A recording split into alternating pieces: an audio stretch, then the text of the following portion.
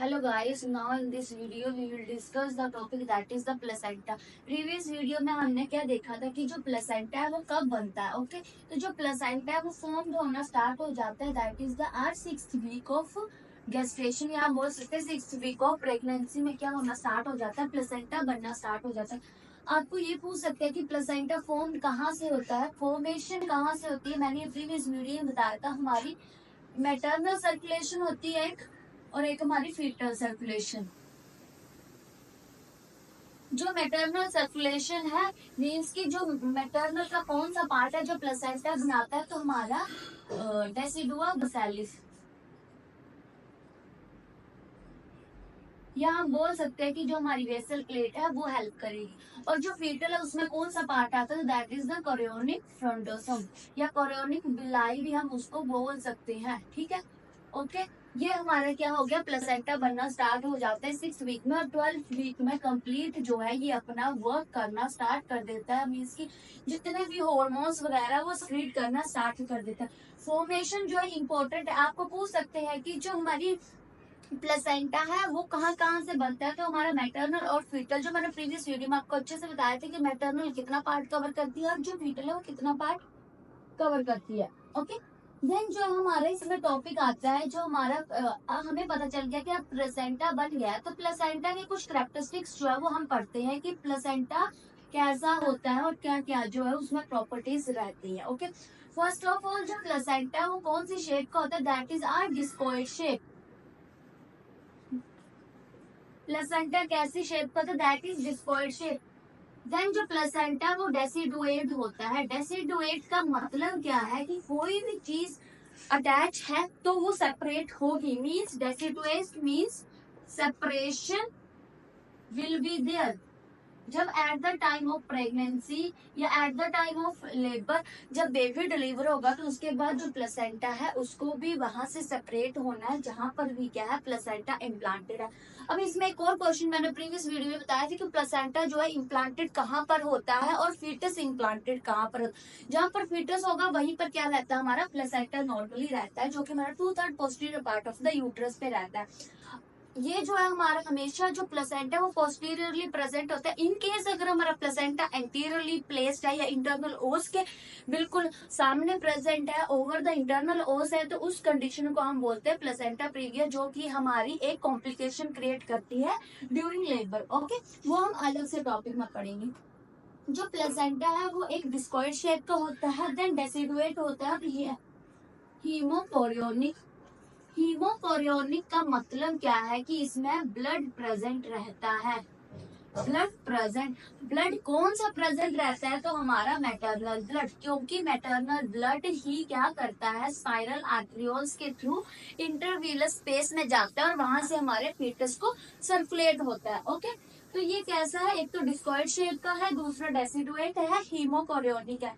Then इसकी हम जो है जो इसका ब्लड है वो ब्लड सप्लाई की बात करते हैं। मीन्स कि इसमें ब्लड कितना प्रेजेंट रहता है, तो नॉर्मली जो हमारा ब्लड है वो कितना होता है 500 ml, जो मैंने आपको पहले बताया था। 150 आता है हमारी मदर से एंड 350 रहता है हमारा फीटस का।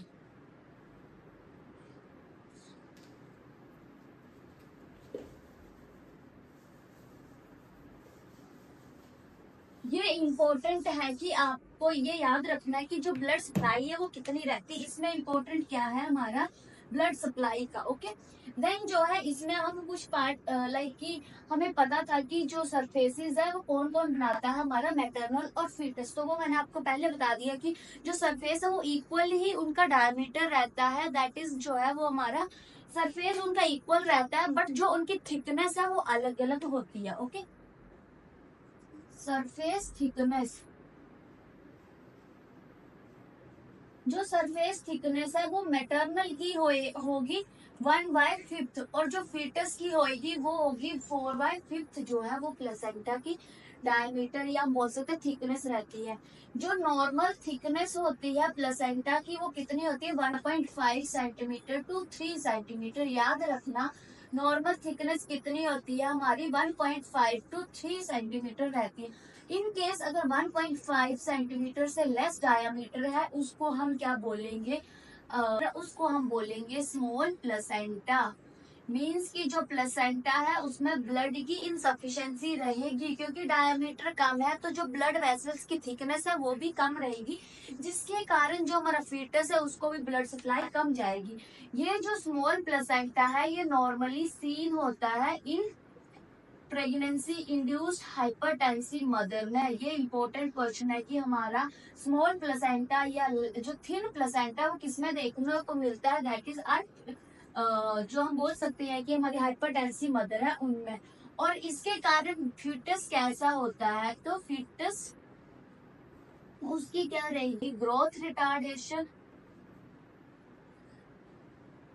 या हम बोल सकते हैं IUGR बेबी जो है वो रहेगा। इम्पोर्टेंट, अगर PIH मदर है या प्रेगनेंसी मदर में है, सॉरी हाइपरटेंशन जो है वो प्रेग्नेंट लेडी में है, तो जो उसका बेबी है उसको किस चीज का रिस्क रहेगा, तो IUGR हो सकता है, या ग्रोथ रिटार्डेशन या फेलियर टू थ्राइव जो है वो रहेगा। ओके, ये तो हमारा सरफेस थिकनेस के बारे में। अब हम कुछ वेट की बात कर लेते हैं। जो नॉर्मल जो प्लेसेंटा का वेट है वो कितना होता है, वेट, जो प्लेसेंटा वेट है वो 500 ग्राम होता है, और जो फीटस का वेट है वो रहता है हमारा 3000 ग्राम। मीन्स कि ये कितनी रेशो रहती है, फीट अगर आपको पूछा है placenta foetus, placenta foetus ratio, तो प्लेसेंटा का कितना है 500, मीन्स की 1 रेशो, ये कितना है 6, मीन्स की 5×6 तो मतलब ये 6 रेशो। अगर आपको पूछा है फीटल और प्लेसेंटा का तो 6:1 जो है ये रहेगा। हमेशा ये याद रखना कि आपको फर्स्टली क्या पूछा गया है, फीटस या प्लेसेंटा, उसके अकॉर्डिंग आपकी रेशो आएगी। ओके, ये था हमारा जो है वेट के बारे में। अब क्या है हमारा जो है सरफेसेस, हमें पता है 2 सरफेसेस होते हैं, मैटरनल एंड फीटल सरफेस। अब हम थोड़ा उसके बारे में बात करते हैं।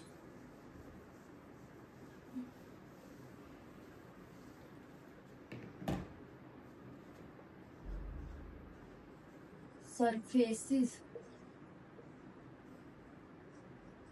Maternal and foetus. जो मैटरनल सरफेसेस होगा उस पे क्या होगा हमारा, वो कैसा होगा, रफ होगा एंड रेडिश होगा। प्लस इसमें क्या प्रेजेंट होती है, लोब्स। जो लोब्स है वो कितनी प्रेजेंट होंगी, 15 to 20 लोब्स जो है वो एक प्लेसेंटा में प्रेजेंट रहती है। ये जो लोब्स है इसमें क्या होते हैं, हमारे टर्शरी बिलाईज होते हैं, जो कितने प्रेजेंट होते हैं, एक लोब में कितने टर्शरी बिलाई होते हैं, तो हमारे 3 to 4 जो है वो टर्शरी बिलाई रहते हैं। इसको हम क्या बोलते हैं, दैट इज आर कोटिलिडोन। जो ये जो लोब्स है इनको हम क्या बोलते हैं, हमारे कोटिलिडोन्स। ये तो जो कोटिलिडोन्स होते हैं वो टोटली नंबर में प्रेजेंट होते हैं 60। ओके, तो हम ये बोल सकते हैं कि हमारा जो कोटिलिडोन्स है वो कितने हैं, 60, बिकॉज एक लोब में 15 से 20, तो उसी में ही टर्शरी बिलाई 3 से 4 होते हैं, तो 15 4 60। ओके, देन ये जो कोटिलिडोन्स है इनको हम क्या बोलते हैं, are functional unit of placenta. Important question, आपको अगर पूछा जाए कि आर फंक्शनल यूनिट क्या है प्लेसेंटा की, तो वो क्या है, हमारे कोटिलिडोन्स। ओके, देन आता है हमारा फीटर सरफेस। फीटर सरफेस कैसा होता है, तो स्लेटी कलर का होता है प्लस शाइनी होता है ये। ओके, जो फीटस है वो कैसा होता है, स्लेटी एंड शाइनी कलर का होता है। ये ब्लड कहाँ से रिसीव करता है, हमारे मैटरनल सरफेस से। देन जो फीटस है हमारा वो क्या होता है, ये अटैच करता है विद हमारा, अटैच अटैच विद आर्टरी, या हम बोल सकते हैं जो भी कोड है उसके साथ, एंड अम्बिलिकल कोड या बोल सकते हैं। मीन्स कि जो फीटस पार्ट है, मैटरनल पार्ट तो हमारा किसके साथ अटैच होगा, जो हमारा वेसल प्लेट है उसके साथ, बट जो फीटस पार्ट है वो किसके साथ अटैच होगा, हमारी जो आर्टरी ब्लड लेके आ रही है, हम बोल सकते हैं अम्बिलिकल कोड है उसके साथ जो है ये अटैच रहेगा। ओके, देन जो है इसमें क्या है कि जो हमारा फीटस एंड फीटस और जो हमारा मैटरनल सरफेस है उसके वेट, सॉरी प्लेसेंटा और हमारे फीटस के वेट की बात करें, जो प्लेसेंटा एंड फीटस वेट ये इक्वल हो जाता है at week of 17 weeks of gestation में क्या होता है कि जो प्लेसेंटल वेट है और फीटस का वेट है वो इक्वल हो जाता है। इंपॉर्टेंट क्वेश्चन आपको इसमें ये पूछ सकते हैं कि हमारे मैटरनल यूनिट में कितने कोटिलिडॉन्स प्रेजेंट होते हैं, ये फंक्शनल यूनिट क्या होती है हमारे प्लेसेंटा की। देन हमें ये पूछ सकते हैं कि जो फीटस पार्ट है वो किस कलर का होता है। देन हमारा प्लेसेंटा और फीटस का वेट जो है वो कब जो है इक्वल होता है, और नॉर्मली क्या है मैंने ये बताया था कि रेशो कितनी जो है वो नॉर्मल रहती है। ओके, ये था हमारा कुछ जो है कैरेक्टरिस्टिक्स के बारे में। ओके, देन नाउ जो है हम इसके थोड़े फंक्शन की बात करते हैं कि इसका मेन काम क्या होता है। तो जो प्लेसेंटा है उसका काम क्या है कि ऑक्सीजन सप्लाई करना, न्यूट्रिशन प्रोवाइड करना फीटस को from the mother. Okay, function क्या है हमारा मेनली O2 न्यूट्रिशन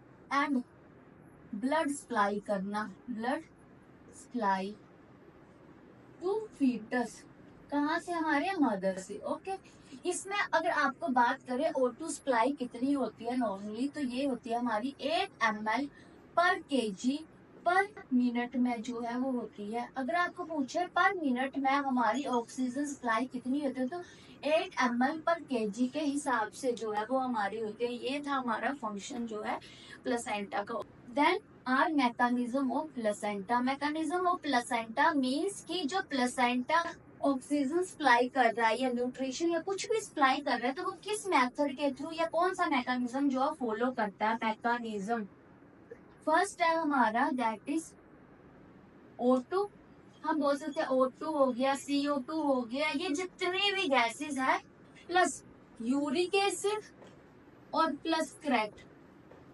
ये किसके थ्रू जो है वो ट्रांसपोर्ट होता है, तो ये होता है हमारा सिंपल डिफ्यूजन से।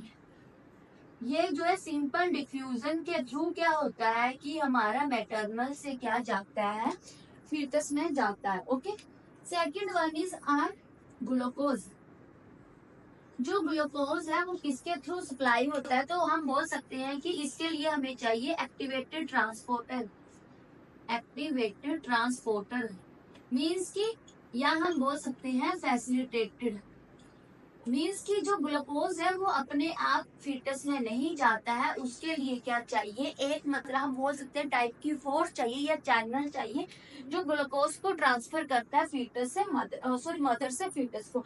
अब जो फीटस है वो ग्लूकोज लेता कहाँ से है, फीटस ग्लूकोज लेता कहाँ से, हमारी मदर से। नॉर्मली मदर से ग्लूकोज लेगा, तो क्या होता है कि फीटस को प्रॉपर ग्लूकोज मिले तो क्या है कि हमारी बॉडी में या मदर की बॉडी में ग्लूकोज का लेवल इंक्रीज हो जाता है।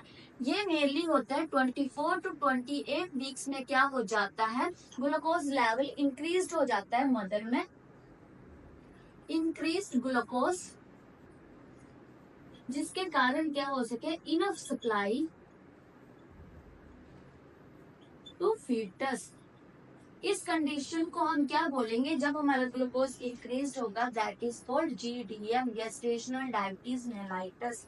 ओके, और दूसरा क्या करता है, जो ग्लूकोज है वो क्या करता है, अब ग्लूकोज बढ़ना है हमारे मतलब कि लाइक अगर फीटस को ग्लूकोज ज्यादा चाहिए तो क्या है कि इंसुलिन की प्रोडक्शन कम होगी, कम होनी चाहिए, तो क्या होता है कि इंसुलिन रेजिस्टेंस ये कॉज कर देता है 24 to 28 वीक्स में, और ग्लूकोज के लेवल को इंक्रीज कर देता है, जिसके कारण मदर को गेस्टेशनल डायबिटीज देखने को मिलती है, और जो फीटस है उसको प्रॉपर जो है ग्लूकोज जो है वो मिलता है।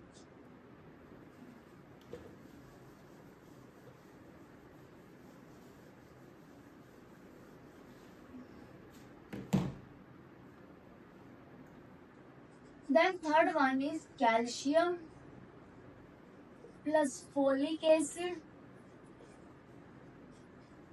Plus uh vitamin. विटामिन भी कौन से आते हैं इसमें, that is uh water soluble, जो वाटर सोल्यूबल विटामिन है या हमारी बॉडी में फोलिक एसिड है, कैल्शियम है, वो कैसे ट्रांसपोर्ट होता है मदर से फीटस में, दैट इज एक्टिव ट्रांसफ्यूजन, या हम बोल सकते हैं एक्टिव ट्रांसपोर्ट होता है। मीन्स कि एक्टिव का मतलब क्या है, जिसमें ये एटीपी का यूज करेगा। मीन्स कि इसको क्या चाहिए, एनर्जी चाहिए, तो ये एटीपी का यूज करेगा। ये मैकेनिज्म बहुत इंपॉर्टेंट है। लाइक कि आपको डायरेक्ट क्वेश्चन ऐसे आएगा कि जो ग्लूकोज है वो मदर से फीटस में कौन से रूट से फैलता है, मीन्स कि किस ट्रांसपोर्टर की हेल्प से फैलता है। O2 CO2 किस ट्रांसपोर्टर की हेल्प से, और कैल्शियम फॉलिक एसिड किस मैकेनिज्म की हेल्प से। Then fourth one is uh जो फैट सोल्यूबल विटामिन है plus fatty acid plus fat, ये भी ट्रांसपोर्ट होते हैं हमारे नॉर्मल डिफ्यूजन से। मीन्स कि इसमें किसी की जरूरत नहीं है, ये खुद जो है जब इनको लगेगा कि फीटस में कम है तो वो मदर से जो है फीटस में जाएंगे। ओके, ये था हमारा कुछ जो है मैकेनिज्म के बारे में। नाउ इम्पोर्टेंट टॉपिक है हमारा इसमें कि हॉर्मोन्स क्या क्या प्रोड्यूस करता है प्लेसेंटा, जो कि हमारी ओवरऑल प्रेगनेंसी में हेल्प करता है।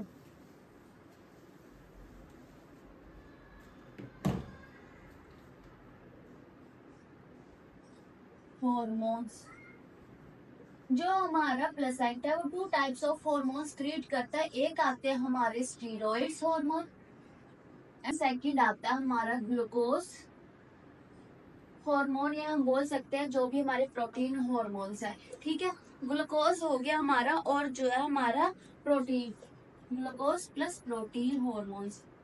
अब फर्स्ट ऑफ ऑल हम बात करते हैं स्टीरॉइड की। जो स्टीरॉइड्स है इसमें two types of hormones create करता है। First of all oestrogen, second one is progesterone.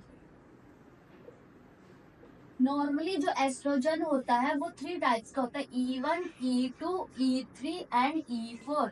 जो E1 होता है वो देखने को मिलता है eight the time of menopause. जो E2 होता है वो क्या है, हमारा देखने को मिलता है eight the time of reproductive age. अभी हम रिप्रोडक्टिव एज में है, पुबर्टी से लेके हमारी रिप्रोडक्टिव एज जितनी भी है वहां तक क्या देखने को मिलता है, E2। और जो हमारा E3 है ये क्या है, हमारा स्पेसिफिक एस्ट्रोजन, जिसको हम क्या बोलते हैं, एस्ट्रियोल। ये प्रेजेंट होता है eight the time of pregnancy.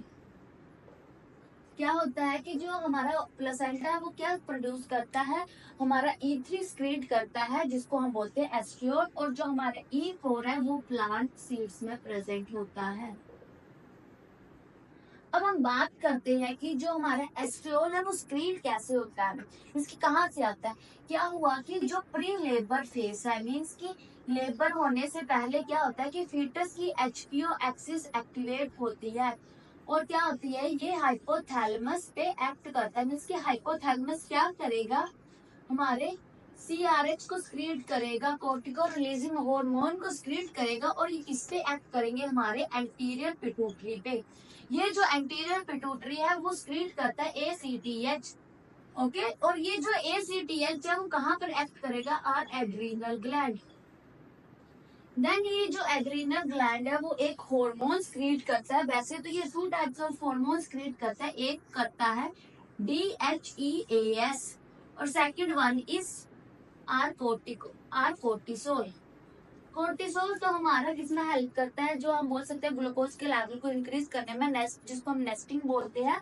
जो कि जब लेबर में लाइक कॉन्ट्रेक्शन आनी तो मदर को एनर्जी चाहिए, तो उस टाइम पे ये क्या करता है, ग्लूकोज के लेवल को बढ़ाता है ताकि वो क्या कर सके, इनफ कॉन्ट्रेक्शन ले सके और बेबी को पुल आउट कर सके। जो DHE है इसका फुल नेम है ड्रो एपी एंड्रोस्टिरोन सल्फेट। ये जो DHEAS क्रिएट हुआ एड्रिनल ग्लैंड से, इसको कौन यूज करता है, ये यूज बाय प्लेसेंटा। इसको प्लेसेंटा जो है वो यूज कर लेता है, और क्या क्रिएट कर क्या बनाता है, हमारा एस्ट्रियोल, जिसको हम बोलते हैं E3, जो हमारा स्पेसिफिक एस्ट्रोजन है eight the time of pregnancy. और ये जो एस्ट्रियोल है वो क्या करता है, हमारे यूट्रस पे एक्ट करता है। यूट्रस में अभी किस पे, तो आर मायोमेट्रियम लेयर पर एक्ट ऑन मायोमेट्रियम लेयर, और वहां पर क्या करता है, हमारा ऑक्सीटोसिन जो रिसेप्टर है उनको बढ़ा देता है, और जो हमारे प्रोजेस्टेरोन के रिसेप्टर है उनको जो है ये डिक्रीज कर देता है, जिससे क्या होता है हमारा जब ऑक्सीटोसिन के रिसेप्टर बढ़ेंगे तो क्या होगा, कॉन्ट्रैक्शन स्टार्ट होगी और हमारा लेबर जो है वो इनिशिएट होगा। ओके, तो हम ये बोल सकते हैं कि जो एस्ट्रियोल है वो किस में हेल्प करता है, हमारे लेबर के इनिशिएशन में। ओके, और ये करता कौन है, तो हमारा जो बेबी का या फीटस का एचपीयू एक्सिस है वो क्रिएट कर इनिशिएट करता है। अब इसमें क्वेश्चन क्या है कि इन केस अगर मानो ये ब्रेन की बात करें, HP axis hypothalamus anterior pituitary कहाँ पर है, ब्रेन में। इन केस अगर जो बेबी है या जो फीटस है उसका ब्रेन ही नहीं है, ब्रेन एब्सेंट है, तो क्या उसमें लेबर इनिशिएट होगा, नहीं। तो हम ये बोल सकते हैं कि जो आर एनएनसेफेली है या फिर स्पाइना बाइफिडा है या फिर न्यूरल ट्यूब डिफेक्ट है या फिर डिक्रीज फोलिक एसिड की कंजप्शन रही है eight the time of pregnancy, तो उसके कारण क्या हो सकता है, हमारा पोस्ट टर्म डिलीवरी हो सकती है। मीन्स की लेबर स्टार्ट ही नहीं होगा तो वो पोस्ट टर्म में जाएगा। बट अगर इन केस एनएनसेफेली की बात करें तो क्या है कि हमारा ब्रेन बना ही नहीं है, जब ब्रेन बना ही नहीं है तो क्या है, लेबर कभी भी इनिशिएट नहीं होगा। इस कंडीशन में हमें हमेशा एलएससीएस जो है वो करना पड़ता है। आपको ये क्वेश्चन ऐसे पूछ सकते हैं कि हमारा क्या है, एक फीटस है, उसका हमने यूएसजी के अकॉर्डिंग देखा तो वो एनएनसेफेली है, तो उसकी जो है हम डिलीवरी कौन से रूट से करेंगे, लाइक वेजाइनली करेंगे, एलएससीएस करेंगे। तो हम क्या करेंगे, एलएससीएस करेंगे। क्यों, क्योंकि जो एचपी एक्सिस एक्टिवेट होनी थी और जिसने हमारा स्पेसिफिक एस्ट्रोजन बनाना था E3 वो बना ही नहीं, जिसने क्या नहीं करा, हमारे जो लेबर है उसको इनिशिएट नहीं करा। जब लेबर इनिशिएट नहीं हुआ तो बेबी पुल आउट नहीं होगा। तो उस कंडीशन में हम क्या करते हैं, एलएससीएस जो है वो करते हैं। दैट इज ऑल हमारा एस्ट्रोजन के बारे में था। जो प्रेगनेंसी में मेन रोल करता है वो कौन सा है, E3 जो है वो हमारा है। देन जो है हम इसमें बात करते हैं हमारा प्रोजेस्टेरोन की। जो हमारा प्रोजेस्टेरोन है नॉर्मली तो जब तक प्लेसेंटा नहीं बना है, बिफोर 6th वीक या before 8th week, before 6th week क्या होता है, जो प्रोजेस्टेरोन है वो कौन सक्रीट करता है, तो हमारा कॉर्पस ल्यूटियम। कॉर्पस ल्यूटियम क्या करता है, हमारे प्रोजेस्टेरोन को सक्रीट करता है। और प्रोजेस्टेरोन का मेन काम क्या होता है कि ये कंटिन्यू करता है आर प्रेगनेंसी को, कंटिन्यूस प्रेगनेंसी में हेल्प करता है। ठीक है, हेल्प इन कंटिन्यूस प्रेगनेंसी। जो हमारा प्रोजेस्टेरोन है वो क्या है कि हमारा रिलैक्सिंग हार्मोन है, तो वो क्या करता है कि हमारा जो यूट्रस है उसमें कॉन्ट्रैक्शन नहीं होने देता और उसकी मसल्स को रिलैक्स रखता है, जिसके कारण क्या होता है, प्रेगनेंसी कंटिन्यू रहती है, अबॉर्शन के चांसेस नहीं होते हैं। क्या है कि बिफोर 6 वीक है तो कॉर्पस ल्यूटियम करेगा, बट क्या हुआ कि अब जो है 8th वीक या 12 वीक्स के बाद क्या हो गया, प्लेसेंटा बनना स्टार्ट हो गया। तो आफ्टर 12th वीक जो प्रोजेस्टेरोन सक्रीट होगा वो कहाँ से होगा, आर प्लेसेंटा। अब आपको ऐसे पूछ सकते हैं क्वेश्चन में कि हमारा क्या है, एक अभी न्यू प्रेगनेंसी है, अभी क्या है 6 वीक ऑफ गेस्टेशन है, तो उस टाइम पे हमारा प्रोजेस्टेरोन हेल्प कर रहा है किसके लिए, हमारे प्रेगनेंसी को कंटिन्यू करने में। बट अब क्या है कि प्लेसेंटा तो बना नहीं है, तो हमारा जो प्रोजेस्टेरोन है वो कहाँ से सक्रीट हो रहा है, तो वो कहाँ से हो रहा है, कॉर्पस ल्यूटियम से। और आफ्टर 12 वीक वो कहाँ से होता है, हमारे जो प्लेसेंटा है मेन उससे। अब हम जो है जो हमारे ग्लूकोज या प्रोटीन हार्मोन्स है उनकी बात करते हैं, तो इसमें नंबर 1 आता है आर एचसीजी। एचसीजी हार्मोन जिसको हम बोलते हैं ह्यूमन कोरियोनिक गोनाडोट्रोफिन।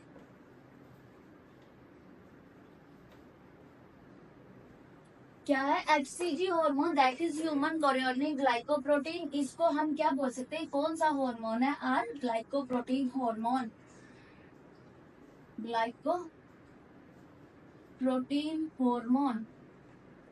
जो एचसीजी है ये क्या होता है 6th डे में, सॉरी ये क्या होता है 8th डे में सिक्रीट होता है, इनिशिएट होता है, मतलब सिक्रीशन स्टार्ट।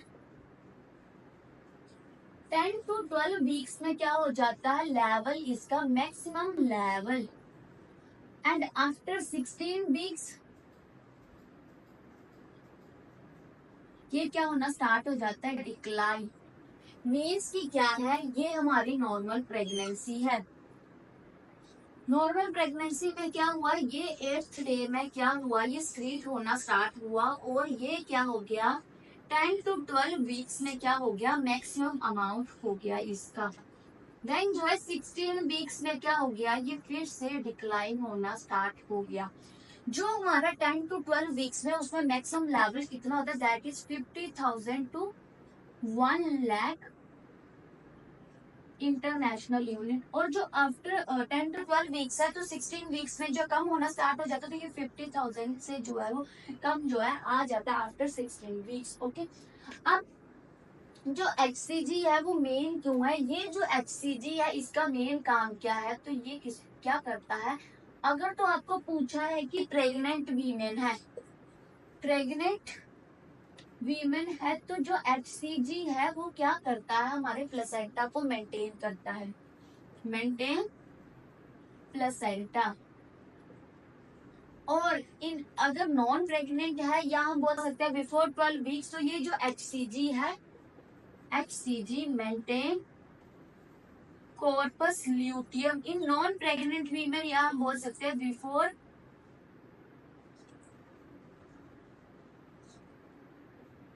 8 वीक्स या बिफोर 12 वीक्स। क्या है, जो कॉर्पस ल्यूटियम है उसको मेंटेन कौन करता है, तो RHCG hormone, human chorionic gonadotropin hormone. Okay, अब है कि हम जो HCG है उसका लेवल किस कंडीशन में बढ़ता है और किस कंडीशन में जो है वो कम होता है। HCG इंपॉर्टेंट क्यों है, मेन इसका यही है कि ये क्या करता है, हमारा जो प्लेसेंटा है उसको मेंटेन करके रखता है, जिससे प्रेगनेंसी जो कंटिन्यू रहेगी और जो बेबी है वो हेल्दी होगा। प्लेसेंटा मेंटेन है तो मीन्स कि जो फीटस है उसको प्रॉपर अमाउंट में ऑक्सीजन, ब्लड सप्लाई, न्यूट्रिएंट जो है वो जा रहा है। HCG का लेवल कब बढ़ेगा और कब कम होगा, HCG का लेवल नॉर्मली हमारे जितनी भी क्रोमोसोमल एबनॉर्मेलिटीज है, क्रोमोसोमल एबनॉर्मेलिटीज में ये हमारा डिक्रीज रहेगा, एक्सेप्ट आर डाउन सिंड्रोम। ये याद रखना, हमारे डाउन सिंड्रोम में जो HCG का लेवल है वो क्या रहता है, इंक्रीज रहता है। सेकेंड वन इज इंक्रीज कब रहेगा, अगर हमारी RH नेगेटिव मदर है या फिर R ट्विन प्रेगनेंसी है, उस कंडीशन में HCG का लेवल जो है वो बड़ा रहेगा। कम कब होगा, एक तो क्रोमोसोमल एबनॉर्मेलिटी एक्सेप्ट हमारा down syndrome, second one is या तो हमारा अबॉर्शन हो गया है उस कंडीशन में, या फिर एक्टोपिक प्रेगनेंसी है, इस कंडीशन में क्या रहेगा, हमारा जो HCG है वो डिक्रीज रहेगा। अबॉर्शन एक्टोपिक प्रेगनेंसी क्या होती है, फर्स्ट ट्राइमेस्टर में ही ये जो है, अगर ये बड़ी हद कंटिन्यू होता है तो वो कब तक होता है, फर्स्ट ट्राइमेस्टर में। उसके बाद क्या हो जाता है, ये जो है मिसकैरेज हो जाता है या फिर प्रेगनेंसी जो है वो डिक्लाइन हो जाती है, जिसके कारण क्या हो जाता है, हमारा HCG का लेवल भी डिक्लाइन हो जाता है। देन जो है हमारा और किसमें जो HCG का लेवल बड़ा रहता है, that is the uh choriocarcinoma. जो नॉर्मली हमारा HCG का लेवल है, मैंने बोला कि 10 to 12 वीक्स तक मैक्सिमम होता है, बट ये क्या होता है, तब तक क्या होता है, डबल होता है every 48 hours till 10 to 12 weeks तक क्या होता है, ये एवरी 48 आवर्स में डबल होता है। बट जो हमारा मोलर प्रेगनेंसी है, जिसको हम एल्चिमोल या हाइड्रेटरी फॉर्म मोल बोलते हैं, उसमें क्या होता है कि इसका लेवल इंक्रीज होता है 4 या 5 टाइम्स ज्यादा नॉर्मल से, या 4 to 5 टाइम्स जो वो ज्यादा इंक्रीज होता है HCG का लेवल। ओके, देन जो HCG है हमारा, ये हम चेक कब कब करेंगे, मीन्स कि इसको हम कब टेस्ट जो है इसका कर सकते हैं।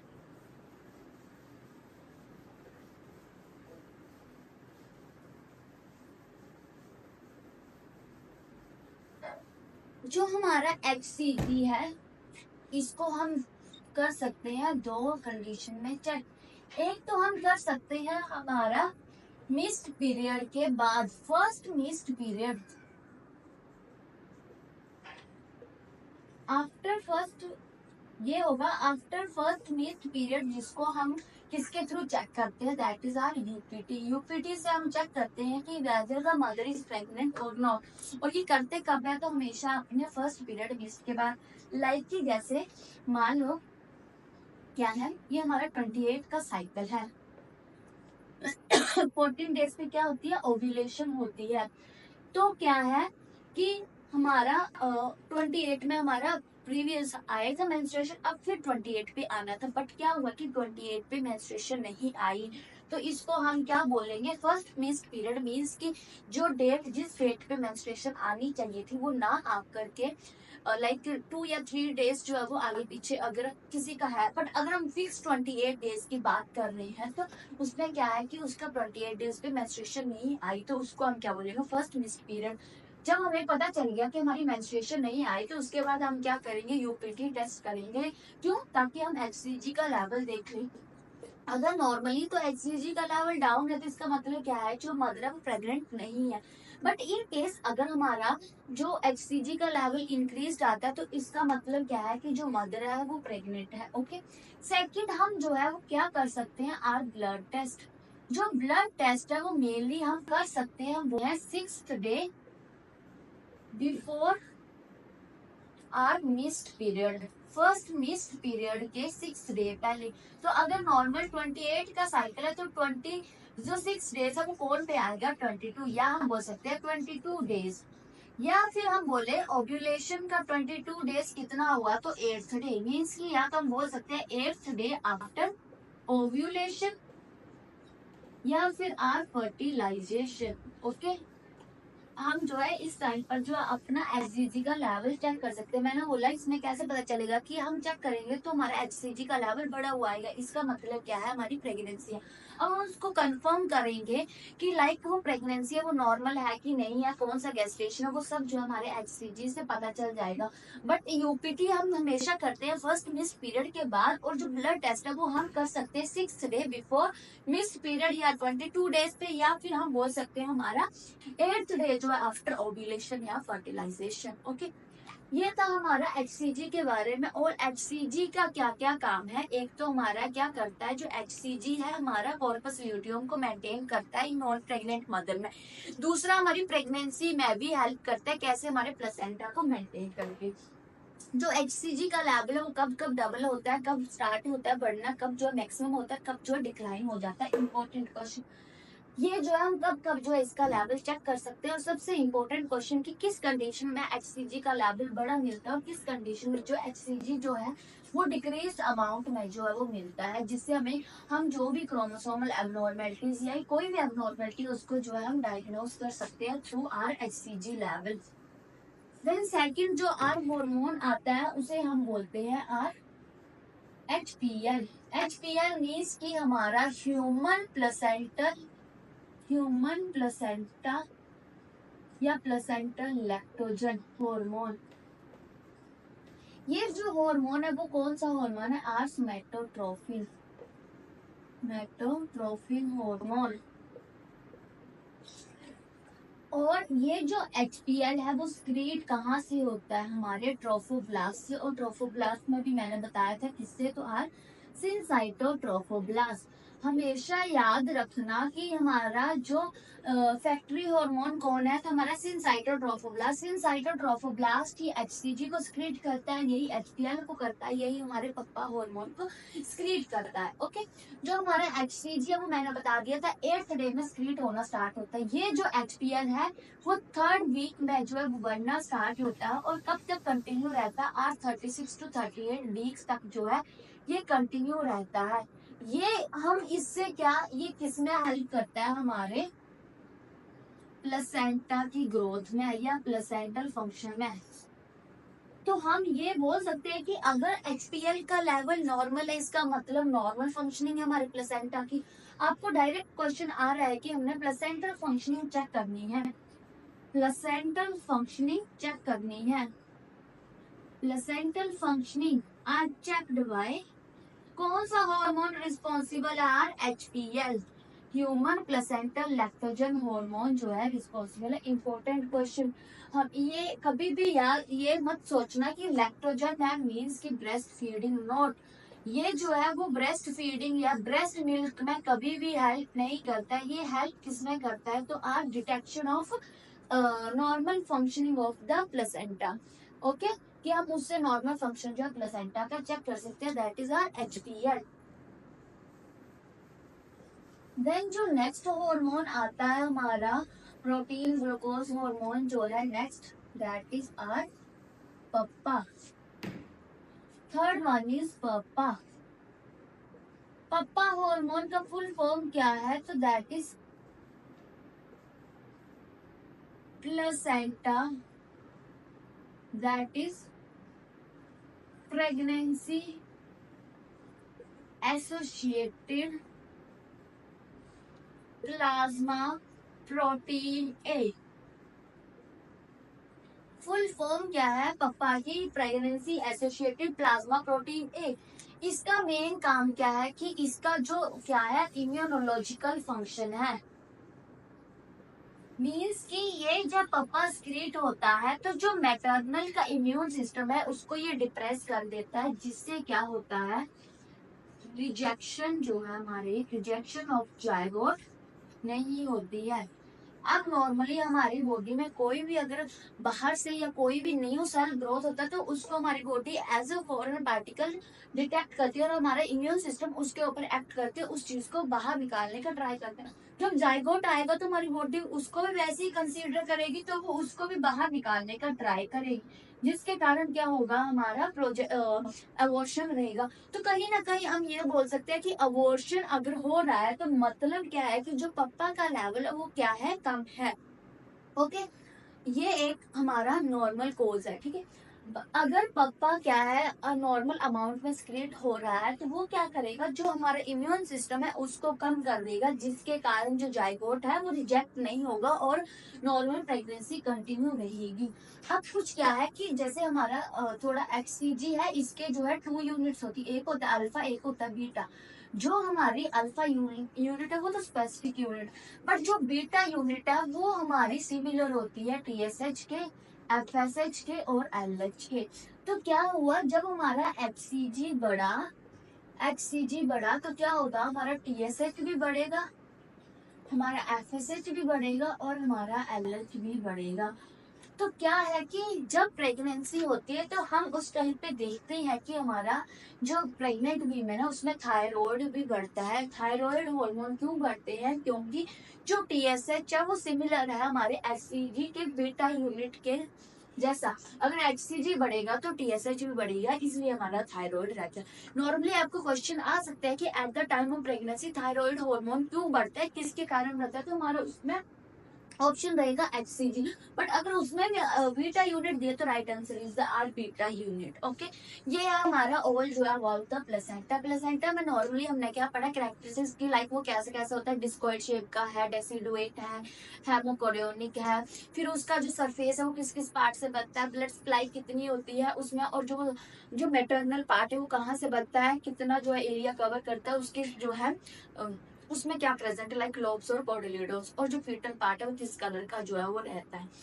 देन जो है इसमें क्या है नॉर्मली जो है कितनी थिकनेस रहती है, और कम हो तो क्या बोलते हैं, ज्यादा हो तो क्या बोलते हैं। अगर ज्यादा थिकनेस है मीन्स की मोर देन 4 सेंटीमीटर तो उसको हम बोलते हैं प्लेसेंटोमीगैली।